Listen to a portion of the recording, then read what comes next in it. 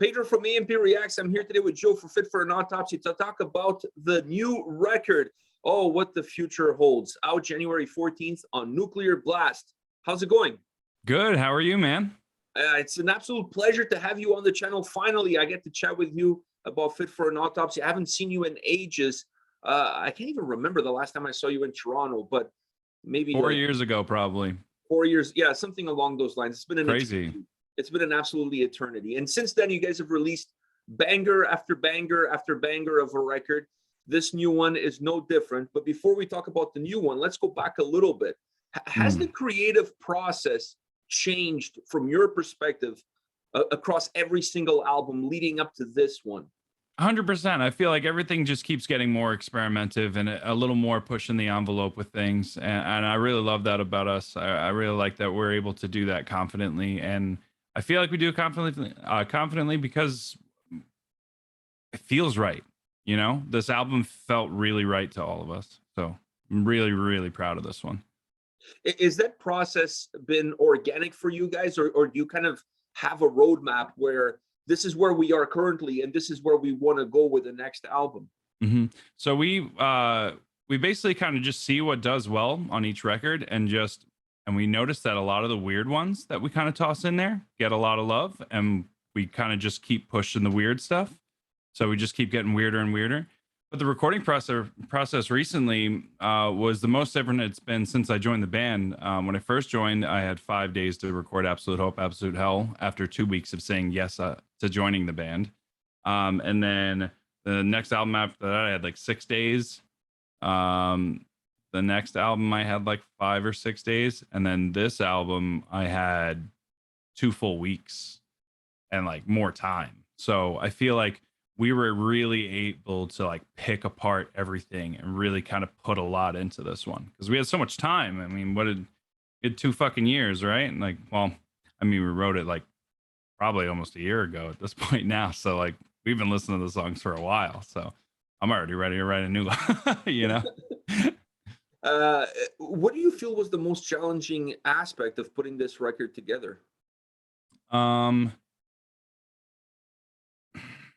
don't really feel like there was a lot of really challenging. I guess just getting everybody together during COVID, just trying to get everybody physically together to do like a practice or something. Because I'm sure, like, if it was able, we would be able to fly in for at least like a week and get some practice in and stuff. But it's really difficult right now with all of us, and we all have our jobs that we need to like make sure we took care of because 2 years ago we were told that we didn't have jobs, basically.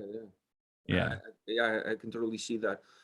Looking at this new record, I felt like you guys have this strategy or this flow that when you build an album, they have some similarities from record to record. Like the sound, the approach may change, but the way you actually construct the record, there's a lot of similarities that allows the record to have this very fluid movement to it. You almost get yourself lost in the experience of listening to the album, and the next thing you know, the record is over and you're like, wow, I feel like I didn't get enough, so let me press play and go back to the beginning. This is something that I've seen on almost every single album you guys have released. Is that organic, or do you guys actually sit down with the songs that you've created and try to build that Fit for an Autopsy roadmap? I feel like it's just what we do, man. Or it's realistically at the end of the day, it's Will Putney. He's a genius, man. Like, he is the main writer for Fit for an Autopsy. And all the ideas, like he is the structure. He is just a game genie. We found the cheat code. We have Will Putney. He's just insane and so talented, so smart, so easy to work with. If anything, he's hands down helped me become the vocalist I am today. And I feel like I've stepped myself up way much since I joined the band, for sure. I'm not where I want to be. And I feel like as a growing vocalist, I feel like you're never going to be where you want to be. You're only just going to keep climbing. And I love that. So I'm just excited to see what next album happens. He's one of those guys that the moment you see his name associated with something, you know it's going to fucking bang, dude. Yeah, exactly. Yeah. It's like that stamp of approval. It's like when I was a kid, the parental advisory stickers on CDs, you know, like if the album had that, it had to be good. Yeah. Dude, Ice-T said it the best. He's the Dr. Dre of metal.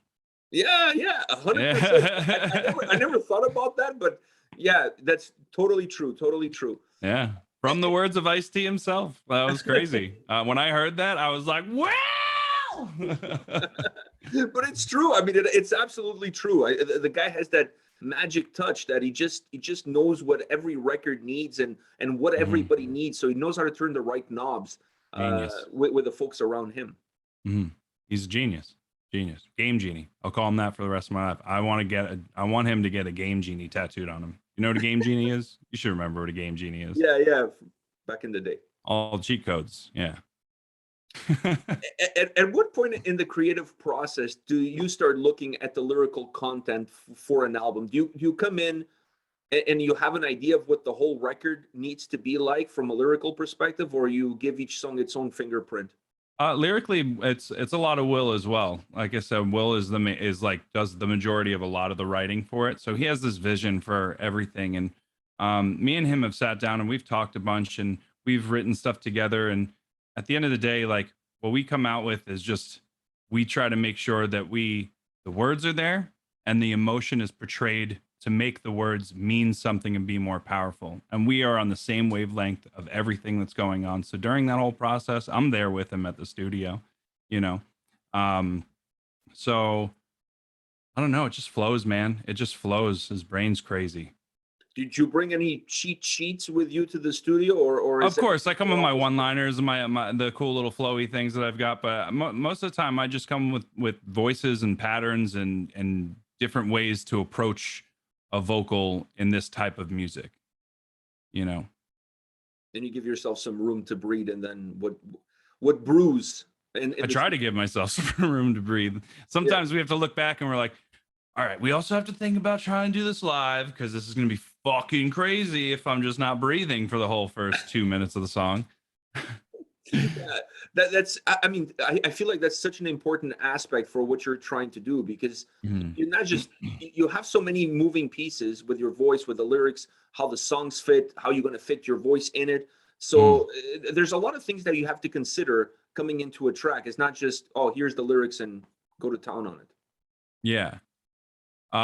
I'm sorry, what was the question in there? I couldn't hear that. No, I'm just saying, like, I was just wondering, like, is that something that you're the back of your mind is always there for you? Like that thought process that, hey, it's not just the lyrics, it's not just singing. I have to think about how this song flows, how everything comes together. Yeah. Looking at the whole greater big picture of the entire song, like you want to create the vibe as like a entire roller coaster for the song too, because like each part, it's got to either ride or go down with everything. So I feel like we really tried to pay attention and nitpick those parts where we were really vocally attacking the right emotion at the right time, you know? What stands out for you sonically on this album versus the previous record? What is the biggest difference? Just sounds massive and it sounds so sad, but it's so fucking heavy at the same time. It's like so emotionally pissed off, and it's just aggressive, but in like such a different way. Like, yeah, there's that melody and people are like, oh, the melodic stuff's weird, but it's like it's a different approach of heavy melodic like meaning to something, you know? It's crazy.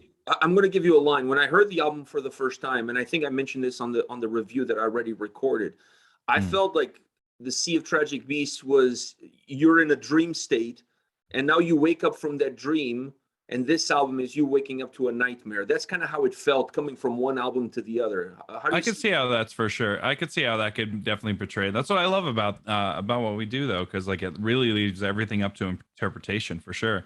We definitely took the more darker side of humanity on this record for sure, because I mean the past 2 years a lot of people really shown their true colors, and we've kind of shown ourselves who we are, and it took a lot for everybody to kind of like look in the mirror and take self accountability and responsibility for things. And I feel like we really kind of touch base on that, because that's just where we were all feeling at that time too. You know, everyone's feeling real negative, so I feel like this was the best time to write some fucking negative ass music. Yeah, and it came across that way. I felt like the previous record had perhaps a little bit more atmosphere to it. It allowed you to feel a haze that existed around the songs. This album kind of cuts through that haze. It's a lot more direct. It's a lot more abrupt. It's a lot rougher, and therefore becomes heavier. It becomes darker. But I felt like your vocals play a very important role in that darkness and that heaviness. I felt like you were a lot more punchy, like more straight down, and not navigating through these murky waters. Did you feel like you took a different approach as well? For sure. I felt like I used more of like my voice, my raw natural voice was peeking through a lot during a lot of these screams too. It was kind of putting in, we were really kind of adding notes to things in screams where it was just like I kind of figured a way to do like some weird low scream feeling, but create a note out of it and then be able to create different sounds, and then it created a different way for me to approach a singing part, and I was like, this is fucking crazy. Just nuts, man. That whole process freaks me out. You like find out so much about yourself. As a vocalist, like, do you sometimes pick up things that you hear from other vocalists that you're like, oh, that is a really cool element, let me see if I can incorporate that in the next record or in the way I sing, in order to expand not your vocabulary, but expand your range, if you will? 100%. There's definitely like little things you'll pick up here and there. You're like, for me, mostly it's not really voices, but I guess it does kind of come with the voice at the same time. It's mostly words and how the word is said. Cadence for me. Cadence is huge. Like how you say something. I mean, for me, my entire life, I always heard, "Oh, you never understand what they're saying. They're just fucking screaming and stuff," right? I'm like, all right, well, I'm vocalist. I'm gonna scream as fucking clear as humanly possible. So cadence was huge to me, and like just the way like Randy Blythe would say certain words, it was just nasty like snarl. Vincent from the Acacia Strain was the most pissed off I've ever heard a human being be. It was just, and there was just different ways to do it. So I would like grab and attach maybe those emotions to my voice and maybe make that word sound pissed like Vincent or something. You know what I'm saying? Like along the lines.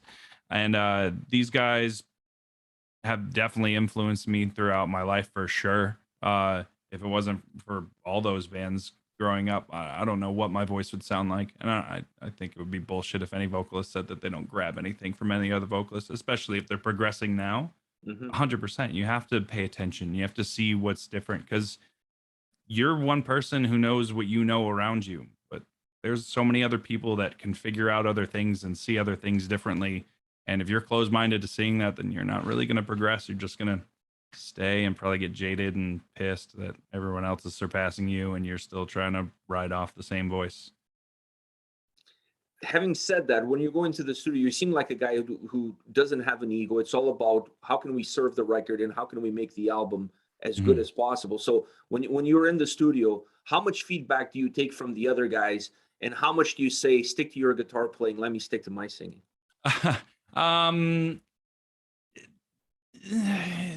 I think we only had like and this was like on an old record. I think this was on Napalm Dreams. We had a disagreement on something. That whole song is different than what we originally had it. I clean sang the whole beginning of that song. And it sounded really fucking cool. We were really in, me and Will were into it. Blue was into it. A couple of the other guys were on the fence about it, and we were just like, I don't know if we're ready to just kind of throw all that out. But me not being a fucking complete asshole and just being like, I love what I did, fucking fuck you guys, like I'm an artist, pay attention to me. I'm just like, no, for the betterment of like us as a band growing and progressing, fucking baby steps, you know? And I'm down to do that with the guys. Like if we feel stronger about this as a group, I'm fucking down. You know what I'm saying? I'm a team player. There's no I in, I was gonna say there's no I in fit for an autopsy, but there's definitely an I in fit for an autopsy. Yeah, there's definitely one. Right in fit. Yeah, man, dude. I wouldn't be able to fucking do anything that I do without my fucking guys any fucking day, any day. And I think that shows in the music that you guys are not just a collective. You are like one unit. It really comes across in the music, and it comes across when you see when I see you guys play live. I got to catch the stream that you guys did with Trivium, and you see that chemistry that you look at each other, and there's this brotherhood amongst you. We also had Machine saying some weird funny shit in our in-ears, and that was the first time we ever got to use in-ears. So we were just like looking at each other like, this motherfucker. you look like you were in the zone. Like we were so zoned in. We were so zoned in and petrified. Every time the camera was on you and you were holding that mic, it's like the mic needs a restraining order on Joe, because like you were holding it so tight, like it just felt like you guys were all this pent up intensity and aggression that's been building up to this point. You guys finally got a way to express it. How was the experience of recording those sessions? It was awesome because we got to play for the first time in 2 years together. I got to look at my dudes, hear Hosty smash that fucking drum set at me and pierce my ear with that fucking snare. Oh man, I miss all of it. I miss every bit of it. Just fucking feeling the energy of the boys just doing the thing, you know? It was a lot of fun. It was fucking nerve-wracking as shit though. We haven't played together in so long. We haven't played these new songs together live. Like fuck. Practiced it once, twice. Yeah, twice before we just like, yeah, we got it. Sounds good. Let's go. Yeah. So how did you guys pick the songs? How did you pick the set? It was just kind of like we were trying to make sure that we touched like the newer stuff, the C stuff, kind of like all the stuff that we're like kind of pushing towards, like all our movement, but still like kind of like our older stuff. I guess not so old. We didn't do any Hellbound stuff. We did something off Absolute. Yeah, we did stuff off each record that I've been in with them. Nothing up the first 2 records. So just a nicely even split. I think it was like 6 songs each. And then we split it up 2 different sets. I don't know if you noticed that. There's 2 different sets. No, I haven't seen the second set yet. So that's going to be my next question. Did you see the Far From Heaven set or the In Shadow set? I saw the one from In Shadows, so I haven't seen the other one yet. The Far From Heaven set, yeah, that's a different set. Oh, so you're not playing the same songs on both. That's good. Yeah, we did. Yeah, we wanted to switch it up. We haven't played together in so long. We're like, we need to play some more stuff. Because there was like 2 weeks, so it was like 1 week is going to run this one, and then the second week is going to run this one. So. Going back into the record, when you look at the sound of this album, the guitar sound has that familiar fit for an Autopsy chunkiness to it. But I felt that on this record, perhaps it was a little bit more direct. It had more of a drive and really captured the attention of the listener, and it kind of takes you throughout the entire song. Did you feel like the guys took a different approach as far as what they wanted out of the guitars coming into this album? Yeah, I feel like they definitely wanted to make everything just sound fucking big and massive, and I think it was a great approach. I think they definitely crushed the playing on this one for sure. It's fucking, there's some riffs in there, man. There's some fucking riffs. There's some hard ones too. I'm like, man, you guys have fun doing that. I'm just gonna go in the corner. I'll be back.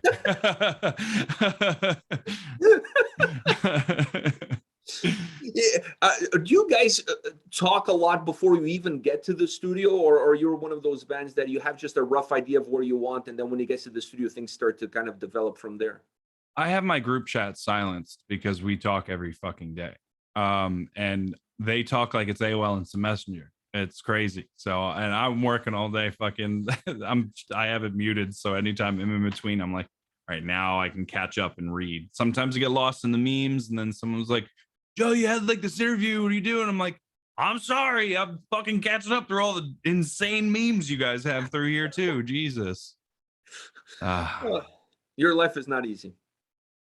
I love it. I don't care. It's gonna be difficult. It's not. Life's never gonna be easy. There's nothing is ever gonna be easy. You just got to be ready for it. And speaking of things that are not easy, is there a difficult song for you on this record that took some extra tender, loving care from your part in order to get it to where you guys needed it to be? Let me look at the track list. I think if anything,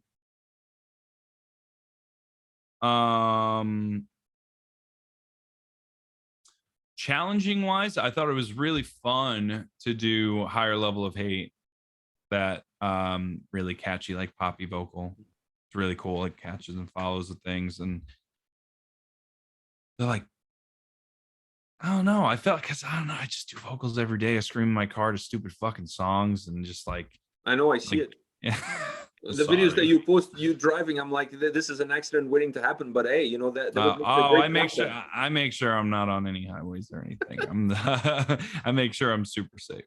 All right. I'm professional. It says it at the bottom. Was this a demanding record for you? Maybe not vocally, but emotionally. Was this a demanding album, perhaps more than any of the previous ones? 100%. And it was definitely the perfect time for me to capture my emotions because I was very emotional at that point for sure. There was a lot of emotions going through all of us, a lot of us, um, between losses and family and friends and losing businesses or opportunities or things like that. Um, Definitely fucking dark. So I feel like it was definitely the perfect time for me to record vocals. Gonna get it real and super fucking raw. So So what does the future hold? it's more than you know. Well said. Well said. And on that note, I have one more question for you. On the scale, this is the most important question of the night, I must say, at least for me. So on the scale of 0 to, I need to go see Joe next time I'm in Texas for a beer trim. Where do I rate? Yeah, I'm in Arizona. Wait, you're in Oh, Texas? you're in Arizona. I thought you were in Oh, Texas. Oh, no, close in. I'm in Arizona. One of my barbers used to live in Texas, and we Close have a lot enough, of homie, Texas. close in. For us Canadians, Arizona, Texas, it's all desert. It's all They're the right, same. yeah, they're right next to each other. It's all right. It's all the same. Like for you guys, us, it's all igloos and ice. So Yeah. like it's the same. I mean, if you ever are in Arizona, I'll trim that goatee. I mean, do you do it yourself? Because that's a good shape. Yeah, I do it myself, to be honest with you. Yeah. Yeah, not a bad job. I don't think you need me, but if you want, I can help you out. You know what? If I'm ever in town, even if it's just for a mustache trim, I'm coming in. Got you. I'm coming in. Good. I mean, we're right next to the Nile, so you can catch a show and then, or get your mustache done, grab a beer, and then just go into the show. All right, perfect. There you go. Like, what a selling point that is. Hey, man, that's why we opened up right next to a venue. We've got beer, water, energy drinks, nitro cold brew coffee, and a back area for you to hang out and play basketball. Well, and since I have you on, and since we're talking about the beer, you can put in a plug. Like, what's the name of the shop, and where can people find you? Oh, Continental Barbershop in downtown Mesa, Arizona, 38 South McDonald. You can go to continentalbarbershopaz.com and book yourself an appointment. I'm leaving in a week to go on tour with Enterprise Earth, Ingested, Signs of the Swarm, and Great American Ghost. That is going to be insane. That starts January 4th, 3rd, 4th, 5th. One of those days. Starts one of those days and then ends in February. Get tickets to that. Pre-order a fucking album. Don't be a schlub. I agree with everything you said. Yes. I already pre-ordered the album. I mean, I would go see you guys if you guys were playing in Toronto. I've never missed one of your shows in Toronto. I've seen you guys twice. I've seen you both times too. Yeah, and I believe I walked right up to you guys when I first saw you guys. I was like, I watched your guys' reviews. Yeah, the first time we met, you came up to us as we were walking in, and since then, my son has been your biggest fan. I'm telling you, like he absolutely loves you. He watches everything that you do on Twitch or whatever it is that you're doing. He comes home, he goes, "You should see this vocal playthrough that Joe did. It's fucking amazing." The guy is completely obsessed. I'm telling you. So that's so fucking awesome. You guys had specifically you with that on that day when you came to talk to us at the show. You had such an impact. I don't think you even realized the kind of impact that you had on him as a young kid. Learning how to play guitar, wanting to one day be in the music business. You had such a positive impact on him, and he's become obsessed is such a strong word, but he's just become a huge fan of everything that you do and everything that the band does. And that makes me feel so awesome. And it's I don't realize those things until like I'm a moment like this, you know what I'm saying? Where it's just like, I'm like taken back. Like that's huge. Thank you so much for that. That's awesome.